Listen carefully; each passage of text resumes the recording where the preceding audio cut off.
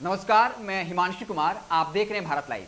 लोकतंत्र में कहा जाता है विपक्ष जितना मजबूत होता है इससे अंततः आम लोगों का ही फायदा होता है और बिहार इस मामले में सौभाग्यशाली है कि यहाँ एक मजबूत विपक्ष है और बाकायदा कई ऐसी घटनाएं रही हैं, चाहे मेवालाल चौधरी का भ्रष्टाचार के मामले में जो है इस्तीफा देना हो या फिर रामसूरत राय जो पिछले दिन अड़े हुए थे कि उनके विद्यालय से शराब की बरामदगी नहीं हुई है या उनके भाई जो है वो इसके लिए जिम्मेदार नहीं है। लेकिन अब जो एफआईआर 3 महीने पहले हुई थी, जब नेता प्रतिपक्ष तेजस्वी यादव सदन के अंदर और बाहर लगातार अपनी आवाज बुलंद कर रहे हैं, अब जाकर के कहीं ना कहीं प्रशासन द्वारा जो है वारंट लिया जाएगा, जो कोर्ट द्वारा जारी किया जाएगा। और अब रामसूरत राय के भाई हंसलाल के साथ साथ कई 10 लोग ऐसे हैं जिनकी गिरफ्तारी अब निश्चित मानी जा रही है। तो इस तरीके से विपक्ष अगर मजबूत हो तो इससे फायदा आम लोगों को ही होता है। 2020 का विधानसभा चुनाव अपने आप में अलग इसलिए रहा था क्योंकि यहां रोजगार, शिक्षा, स्वास्थ्य जैसे बुनियादी मुद्दों पर चुनाव लड़ा गया, जो बाकी और अन्य राज्यों में नहीं दिखता है क्योंकि वहां पे रिलीजन, कास्ट यानी जाति, धर्म जो है सबसे प्रभावी हो जाता है। लेकिन बिहार इस मामले में अलग रहा और बाकायदा सरकारी नौकरी और रोजगार तो सबसे बड़ा मुद्दा बनकर उभरा। और बाकायदा तेजस्वी यादव ने कहा था कि जब मैं मुख्यमंत्री बनूंगा तो अपने पहले कैबिनेट में पहली कलम से 10 लाख सरकारी नौकरी दूंगा। और यही वो मुद्दा है जो नीतीश कुमार की दुखती हुई नस है, जिसको बाकायदा अब तेजस्वी यादव फिर से दबाने के लिए तैयार हो बैठे हैं। बाकायदा तेजस्वी यादव ने फेसबुक के जरिए नीतीश कुमार पर करारा हमला किया है और एक बार फिर से रोजगार और नौकरी के मुद्दे पर सरकार को घेरने की तैयारी कर दी है।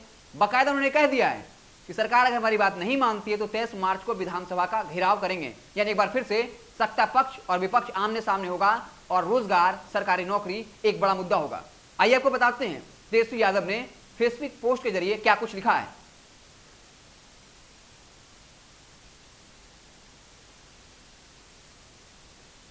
मेरा बिहार के युवाओं को पहली कैबिनेट में पहली कलम से 10 लाख अस्थायी नौकरी देने का संकल्प था। सत्ता का दुरुपयोग कर इन्होंने जबरदस्ती हमें 15 सीटें हराकर सरकार में आपकी सेवा करने से रोका, लेकिन मेरे इरादों को नहीं रोक पाएंगे। सड़क से सदन तक बेरोजगारों के लिए अनवरत संघर्षरत हूं।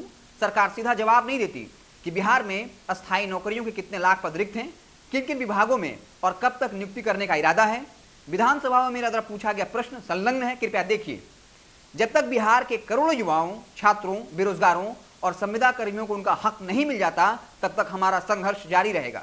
23 मार्च को युवाओं के साथ मिलकर हम पटना में विधानसभा का घेराव करेंगे। आइए जात पात, धर्म, पार्टी से ऊपर उठकर हम बेरोजगारी के खिलाफ आवाज बुलंद करें।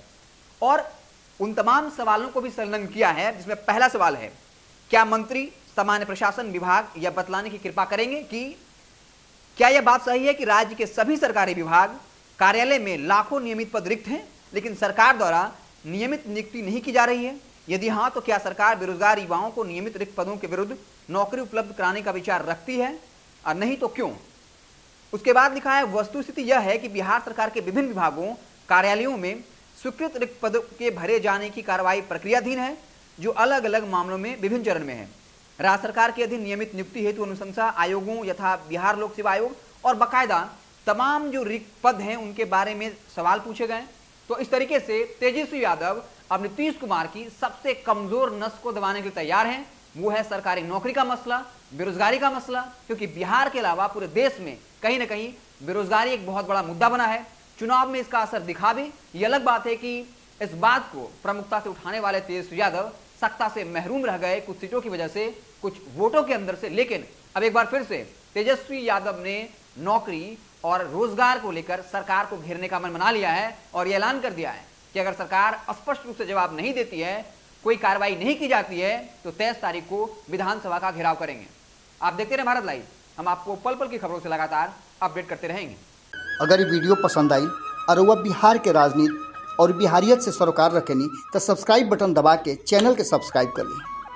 ओजे एगो घंटी बा, ओकरा बटन दबा देला से कुल सटीक और मारक खबर रुआ मुफ्त में मिल जाई। अगर रुआ पत्रकारिता के हमनी के नया प्रयोग में सहयोग कर चाहतानी तो ज्वाइन बटन दबा दी। पेटीएम नंबर नोट कर ली 9386816700। धन्यवाद।